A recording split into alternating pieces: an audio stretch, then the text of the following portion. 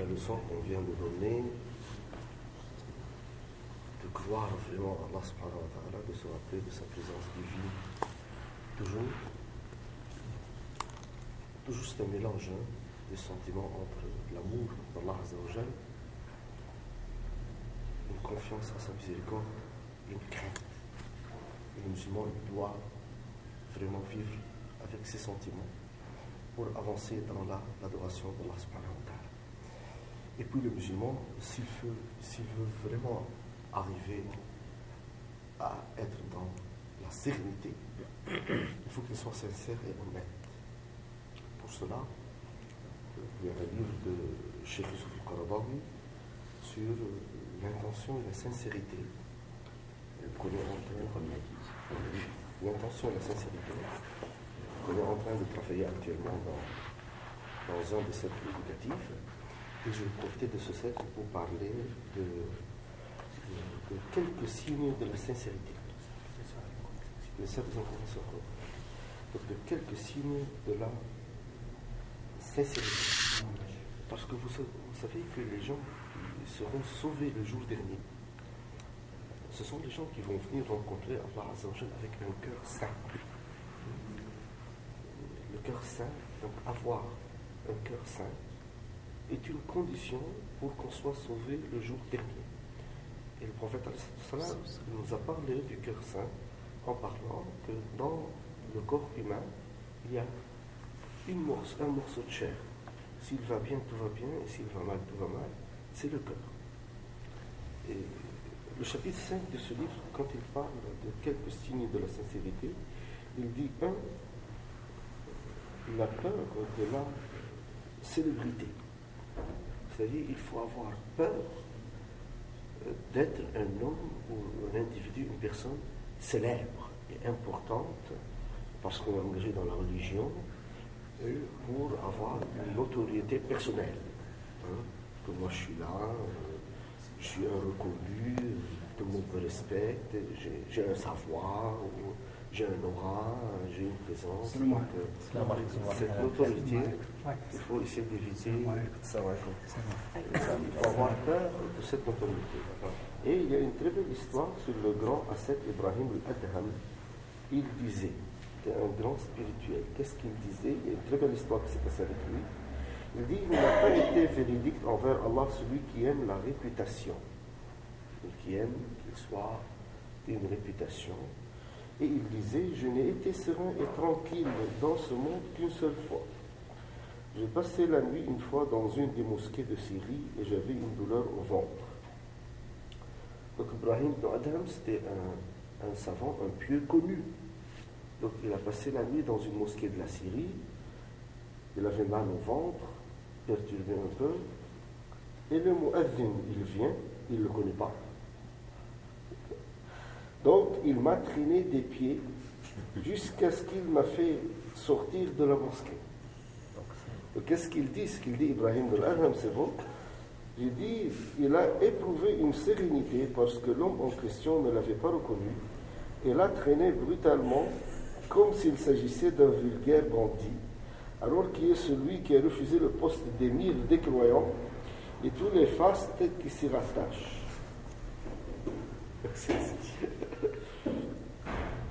Bishr al-Hafi dit, il ne trouvera pas les délices de la demeure finale, celui qui aime que les gens le connaissent.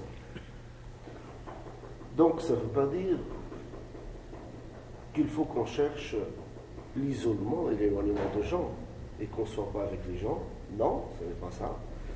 Mais il ne faut pas chercher qu'on soit sous les lumières, sous les projecteurs, avec un sentiment de vanité ou qu'on soit reconnu ou valorisé, etc. Ce n'est pas ça qu'il faut chercher. Et ce qui est blâmable, donc, c'est de courir derrière la réputation, la célébrité, les honneurs, le leadership, et en être hanté ou obsédé. Le prophète sallallahu alayhi wa sallam fut interrogé sur l'homme qui fait sincèrement des œuvres charitables pour Allah et qui en est en même temps complimenté par les gens. Ça peut arriver ça. Que tu fais toi quelque chose pour Allah 100%. Tu cherches aucune place, aucune célébrité. Mais les gens qui ont vu, parce qu'il y a des choses qu'on ne cache pas parfois, qu'on fait, c'est vu. Donc il y a des gens qui reconnaissent ça, ou qui vont peut-être te dire bravo, etc. Ça, c'est pas interdit. Dans cela, le prophète sallallahu alayhi wa sallam, il dit, telle est l'anticipation de ce qui attend le croyant dans l'au-delà. Tilka ajilu bushra al-mu'min. Le hadith, il est dans Muslim. Tilka ajilu bushra al-mu'min. C'est-à-dire, si quelqu'un fait quelque chose sincèrement pour Allah et les gens le reconnaissent d'une façon ou d'une autre, ce n'est pas interdit. C'est même une préannonce d'Allah subhanahu wa ta'ala que tu fais bien les choses, incha'Allah. Donc ça c'est le premier élément, ne pas chercher la célébrité comme un premier élément de sincérité. Le deuxième, l'incrimination de soi. Se remettre en cause. Ce n'est pas normal que nous toujours, qu'on ait quel que soit le niveau de sa croyance, qui dit tout va bien, on est magnifique, j'ai pas de soucis particuliers, etc. Non, il faut se remettre en soi. Et le sincère ne doit pas avoir un cœur imprégné d'infatuation et d'orgueil. Allah, en effet, n'a gré que des pieux. Allah accorde les actions à qui? Aux pieux. Comme dit Ibn Ata Allah Skandari, que إذا فتح الله لك أبواب الطاعات فهذا لا يعني أنه فتح لك أبواب القبول. Que si Dieu il t'a ouvert les portes de l'adoration, ce qui est le cas, parce que là on est dans la mosquée, donc c'est Dieu qui nous a ouvert les portes de l'adoration, mais ça ne veut pas dire que c'est accordé. Et toute la futilité elle est là, on ne sait pas si c'est accordé. C'est dangereux. Pour ça il faut avoir toujours peur d'Allah subhanahu wa ta'ala. Est-ce que ça a été accordé? Est-ce que ce qu'on a fait a été accordé? On ne sait pas. Personne ne le sait. Si Dieu nous a dit j'accorde seulement aux pieux, c'est-à-dire qu'il faut chercher la piété, donc il faut travailler dessus, il faut faire attention. Et dans cela, Allah subhanahu wa ta'ala dit, et ceux qui donnent ce qu'ils donnent, tandis que leur cœur redoute, oui, d'avoir à retourner vers le Seigneur. وَالَّذِينَ يُؤْتُونَ مَا أَتَوْا وَقُلُوبُهُمْ وَجِلَةٌ أَنَّهُمْ إِلَىٰ رَبِّهِمْ راجعون. Dans cela, Aïcha, elle a dit au prophète alayhi salatu wassalam, est-ce que ça concerne les gens qui font du bien, mais qui sont des voleurs ou des tricheurs, etc., et qui ont peur que ça ne soit pas accordé? Qu'est-ce qu'il a dit? Il a dit non. Il a dit, ô filles du véridique, parce que son père c'était Abu Bakr Siddiq, mais ceux qui font la prière, font le jeûne, font les œuvres charitables, tout en redoutant qu'Allah n'agrée pas de leurs actes. Cela concourt aux bonnes œuvres, et ce sont eux qui les emportent en premier. Ibn Ata al-Skandari dit, la part de l'âme dans les péchés apparents est très évidente, et sa part dans l'acte d'obéissance est latente et discrète, et le contrôle de ce qui est caché est plus dur. C'est ça le plus dur. Nous on parle de ça, parfois si on parle avec un musulman lambda, il n'est pas trop, il pense que ça ne lui concerne pas trop. Mais nous, parce qu'on est dans le travail associatif, donc on est sous la lumière. Vraiment ça nous concerne. Quand on est sous la lumière, ça nous concerne. C'est-à-dire quand tu es sur la lumière, journaliste, flash, les gens te voient, lui il est magnifique, tu donnes une leçon, les gens ils te disent Masha'Allah, magnifique, etc. Ça, si tu ne te remets pas en cause, si tu n'as pas des adorations cachées, si tu dis qu'Allah accorde-moi, etc., après tu peux couler. Quel que soit ce que tu fais sous les projecteurs. Pour cela qu'il faut vraiment faire attention à ça, il faut chercher la sincérité. Et dans ça, Mohamed al-Ghazali il dit Man akhlasa lillahi sa'atan naja. Celui qui sera dans la sincérité une heure, il est sauvé. C'est un gros mot. Qu'est-ce que ça veut dire ça? C'est-à-dire, la sincérité est difficile à avoir, le 100% c'est difficile à avoir. 3. Agir en silence, loin des projecteurs. Ça ne veut pas dire qu'il ne faut pas agir sur le projecteur, il faut les deux. C'est-à-dire, et je pense, plus tu agis sur le projecteur, il faut autant en silence, pour équilibrer un peu. C'est ce que j'ai dit toujours à mes frères et à mes sœurs, que quand vous êtes dans le terrain, je suis là, tout ça c'est bien, mais fais autant en silence. Qu'est-ce que ça veut dire en silence? Prie le Coran, sans que les gens te voient, prie la nuit, etc. Invoque Dieu dans le silence, etc. Il faut faire des choses comme ça, loin du bruit et des projecteurs et des gens, parce que là, ça peut être que sincère. Personne ne te voit que Dieu. Là, vraiment, c'est difficile. Ça peut ne pas être sincère, que tu cherches un ego, etc. Mais c'est très très difficile. Normalement, la sincérité là, elle est peut-être 99 ou 100%. Lorsque tu es dans le silence, personne ne te voit, tu es caché, tu le fais, tu fonces. Donc dans ce cas-là, la sincérité, elle est facile à acquérir parce que personne ne te voit vraiment à part le bon Dieu. Le quatrième élément, ne pas rechercher les éloges. Comme je vous ai dit, ça rejoint un peu le premier point. Si des gens font des éloges, que ça soit fait. Mais chercher les éloges, c'est ça ce qui est dangereux. Et ça, pareil, ça rejoint un peu le travail associatif. Nous, dans le travail associatif, on dit aux gens, tu produis, tu donnes pour qu'Allah te récompense. C'est pas pour que tu sois remercié. Si on te remercie, c'est pas interdit.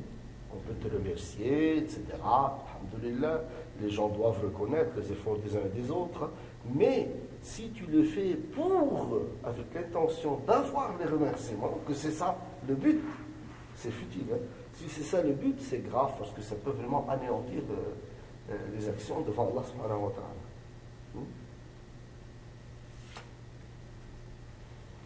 Ne pas tarir d'éloges à l'égard de celui qui les mérite. C'est-à-dire si quelqu'un mérite qu'il soit remercié, qu'il soit valorisé parce qu'il a fait une bonne action, c'est un manque de sincérité de ne pas lui dire.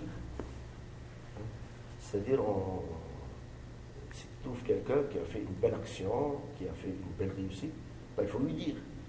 Et c'est un manque de sincérité parfois c'est un oubli, mais parfois c'est un manque de sincérité, style tu n'es pas très content que lui il a produit ou il a fait une bonne action, etc. Tu vois, c'est ça exactement. C'est un manque de sincérité, c'est pas bien. Vraiment, il faut que les musulmans apprennent vraiment une règle dans la vie. Cette phrase-là, peut-être c'est pas trop dans la psychologie, dans la société où on vit, mais dire à celui qui a fait le bien, t'as fait du bien. Et dire à celui qui n'a pas fait du bien, t'as pas fait de bien. En face. C'est pas trop dans la psychologie. Ici, dans la psychologie, s'il fait du bien, on lui dit rien. Et s'il fait du mal, on dit dans son dos. C'est à peu près ça. S'il fait du bien, on lui dit rien. Et s'il fait du mal, on lui dit dans le dos, pas devant lui. Devant lui, tout va bien, toujours. Alors, c'est pas ça vraiment en islam. S'il a fait du bien, on lui dit là, bien fait. Alhamdulillah, qu'Allah te récompense, etc. Et s'il a fait mal, la meilleure des façons, c'est de lui dire là, tu as bugué. En privé, c'est ce que j'allais dire avec l'art et la manière. Oui, il y a parfois en privé, c'est vrai, parfois en privé. Est-ce que c'est toujours en privé ou en public? Ça, c'est un débat. S'il faut le faire en nasiha, je crois qu'en nasiha في الملأ فضيحة. Oui, c'est un conseil privé, peut-être si c'est une affaire privée. Mais si c'est une affaire collective, tu vois, parfois c'est... Je sais pas. Ça dépend de la personne. Oui. Ça dépend de l'affaire, non? Par exemple, l'histoire d'Omar ibn Khattab. Non, si c'est une affaire privée, ça c'est sûr ce qu'il a dit Mourad. Oui, c'est en privé. Oui. Si c'est une affaire, je ne sais pas, tu es dans un travail associatif et quelqu'un bug sur une affaire, bon,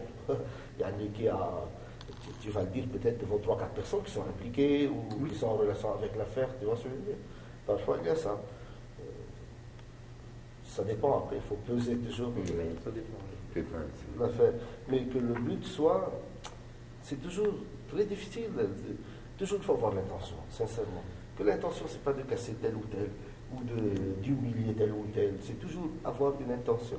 Que ce qu'on cherche, c'est de plaire à Allah subhanahu wa ta'ala, c'est pas de faire des histoires, etc. Se réjouir de la satisfaction d'Allah subhanahu wa ta'ala, mais quelqu'un pense qu'Allah est satisfait de lui, ça y est. Là, on doit chercher la satisfaction d'Allah subhanahu wa ta'ala.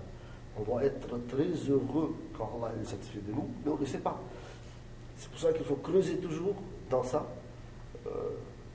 Consacrer la satisfaction et la colère pour Allah et non pour soi. C'est-à-dire qu'on n'est pas en colère pour sa petite personne. Regarde là, Ibrahim ibn Adam, ils l'ont tiré par les pieds, ils ont jeté dehors, il était heureux parce que il a senti qu'il n'est pas connu ou reconnu, qu'il a eu besoin de ça pour sa spiritualité, pour consolider un peu sa foi.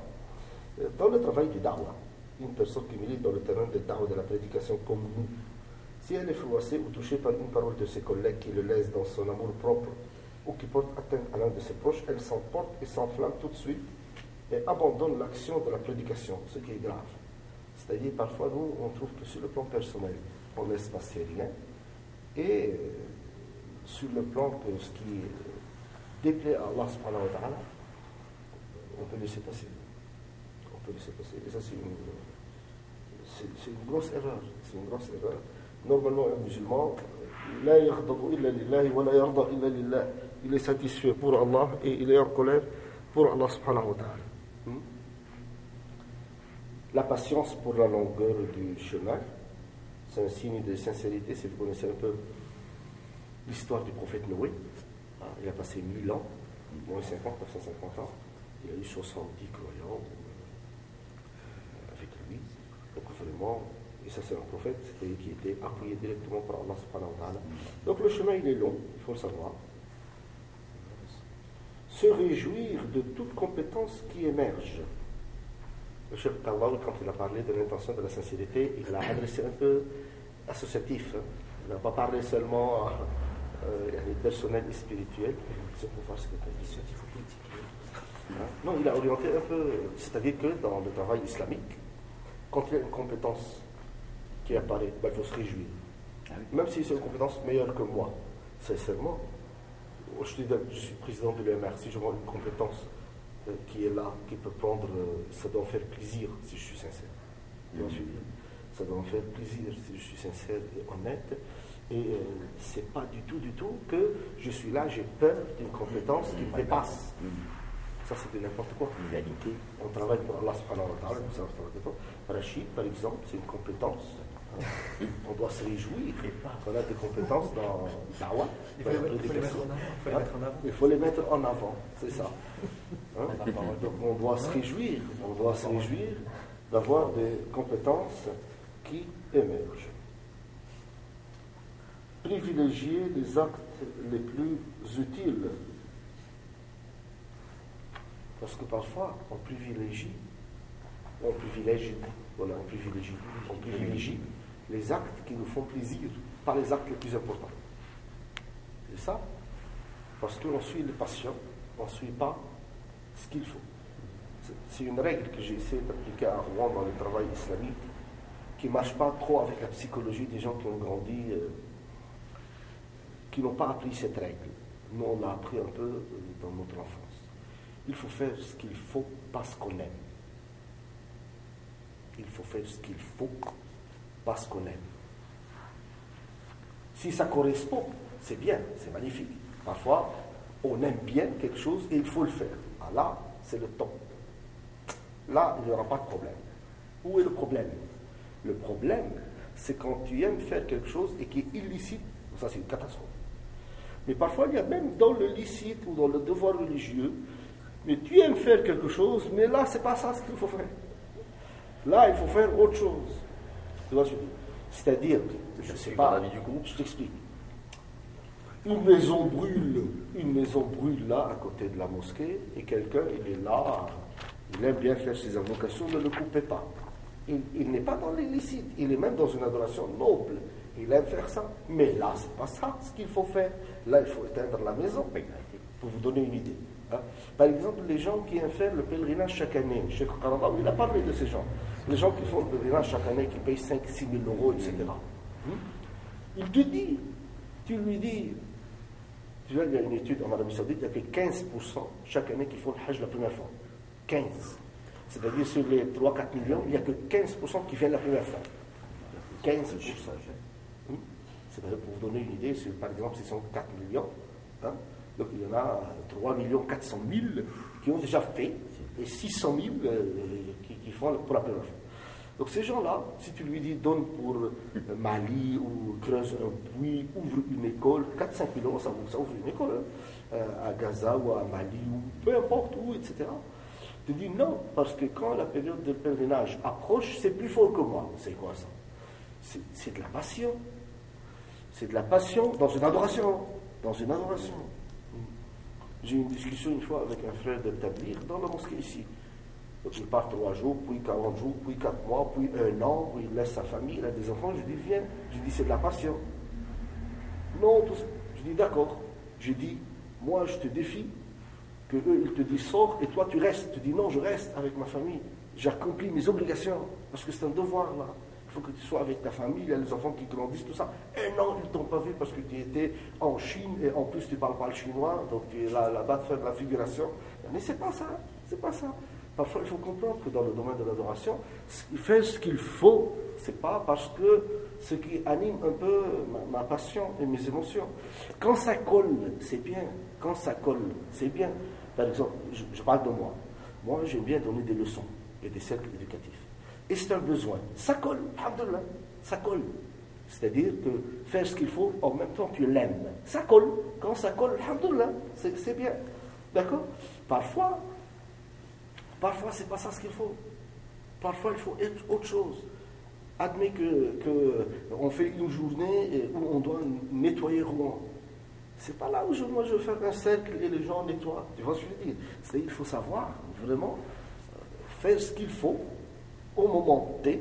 Et Ibn Qayyim, il a parlé de ça. Quand il a parlé quelles sont les meilleures des actions, il y a des gens qui ont dit l'adoration continue spirituelle, d'autres ils ont dit être au service des gens d'une façon continue. Troisième, il a dit être dans le jihad d'une façon continue, etc. Il y a tellement de choses. Et Ibn Qayyim, à la fin, il dit son avis, je pense, auquel j'adhère à 100%. Il dit, la meilleure des actions, c'est de faire ce qu'il faut quand il le faut. C'est ça. Hein? Même Ghazali a parlé de ça. Ibn Qayyim a parlé de ça. C'est-à-dire que les 10 derniers jours de Ramadan, c'est un moment où il faut être au maximum dans l'adoration. Donc ce ne sont pas des moments de faire un débat, par exemple, sur la laïcité ou je ne sais pas quoi. Tu vois ce que je veux dire, les 10 derniers jours de Ramadan, c'est des moments où il faut privilégier absolument les adorations, style retraite spirituelle, prière de nuit, etc. Donc c'est vraiment faire ce qu'il faut quand il le faut. Quand la communauté comprend ça, vraiment on sera dans une belle réussite. Être exempt d'orgueil, comme dit l'imam Ali. Regardez ce qu'il dit, cet ange, ce géant. Une mauvaise action qui t'attriste est mieux qu'une bonne action qui te plaît. Et rentre dans le sens qui te plaît, un orgueil. Que moi je suis quelqu'un de bien, regardez ce que j'ai fait, etc. Donc, معصية أورثت ذلا خير من طاعة أورثت عجبا. Un péché qui va te conduire vers que la tête soit basse, que tu sois cassé devant Allah subhanahu wa ta'ala, c'est mieux qu'une adoration, c'est ça, humilié, c'est mieux qu'une adoration avec laquelle tu te vends. Et Ibn Atta, qu'est-ce qu'il dit? Peut-être que Dieu, on vient de dire cette phrase, elle est très belle, que Dieu t'a ouvert les portes de l'adoration et ne t'a pas ouvert les portes de l'agrément. Le prophète sallallahu alayhi wa sallam dit, les choses destructrices, sont une parcimonie acceptée, c'est une avarie acceptée, une passion suivie, hawa al-muttaba, et une fierté de soi-même. C'est-à-dire, c'est quelqu'un orgueilleux qui est dans la vanité, qui se sent supérieur aux autres, même sans le dire. J'ai dit ça même dans la mosquée plusieurs fois dans une leçon. J'ai dit, ne vous sentez pas supérieur aux autres. Toujours soit dans l'humilité. Moi, sincèrement, quand je m'assois là devant les gens, parfois je dis à l'intérieur de moi-même, ya Allah, je suis le dernier parmi ces gens. Je ne suis pas le meilleur, je suis le dernier. Tout le monde est mieux que moi. Quand tu pars avec ce sentiment, tu essaies de travailler ce sentiment, après Allah subhanahu wa ta'ala, c'est lui qui va te juger, qui va te valoriser, qui va t'honorer. Mais toi, il faut que tu partes que moi, je suis au-dessous de vous. Je ne suis pas le meilleur, je ne suis pas le supérieur, je ne suis pas au-dessus de vous. Moi, je suis le dernier des derniers. Partez toujours avec cette émulation. L'imam chef, il a bien fait quand il a dit « J'aime les pieux et j'en fais pas partie ». Il était le plus connaisseur de son siècle, le plus pieux. Il dit « J'aime les pieux et j'en fais pas partie ». Évitez de se vanter et d'être sûr de sa piété et de sa pureté. Et dans cela, Abu Huraïra rapporte dans le hadith recensé par le Bukhari, si l'on dit les gens vont périr, il sera le premier à périr. C'est celui qui juge les gens. Tel c'est un éloigné, ou l'autre c'est un égaré, ou l'autre c'est un apostat, etc. Donc c'est man qala halaka an-nas fahuwa ahlakahum ou ahlakuhum. Il y a deux versions. Donc celui qui dit que les gens sont égarés, donc c'est le premier à périr. Donc Abu Huraira, et je termine avec ce hadith, rapporte dans un hadith recensé par Muslim: quel grand mal est commis qu'un musulman méprise son frère musulman. Le devoir de chaque musulman à l'égard de son frère est qu'il ne l'opprime pas, qu'il ne le ridiculise pas et qu'il ne le méprise pas. Et comment l'homme méprisera-t-il son frère alors que ce sont deux branches issues de la même souche? Donc ça, c'était le chapitre 5. Il y a une suite qui n'est pas de Abu Huraira, la suite. Abu Huraira, c'était quel grand mal est commis qu'un musulman méprise son frère musulman, qui est dans Muslim. Je ne l'ai pas en arabe, je ne veux pas dire la version. واحتقار المسلم تحريم احتقار المسلم الحديث في مسلم je vais essayer de le voir. Donc Inch'Allah, c'est le chapitre 5 de ce livre qui est très bien. Moi je vous conseille de le lire vivement. Ce sont les signes de la sincérité. D'accord? Donc si vous n'avez pas de questions, est-ce qu'il vous reste des questions autour du sujet? Inch'Allah.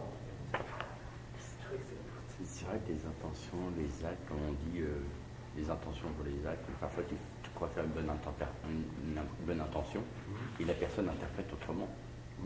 Donc en fait le retour n'est pas du tout ce que tu dans le sens que tu donnais. Tu vois, oui, ça c'est vrai. Dans tous les cas, Thierry, il faut chercher l'agrément de Dieu. Donc tu construis l'intention dessus. Si tu es mal compris, il faut s'expliquer. Oui, tout à fait. Et puisqu'on vise l'agrément du bon Dieu, Dieu va nous aider. Dieu nous aidera, Inch'Allah, dans nos actions. Tant que l'intention est sincère. Si l'intention est sincère, il faut aller dans ce sens-là.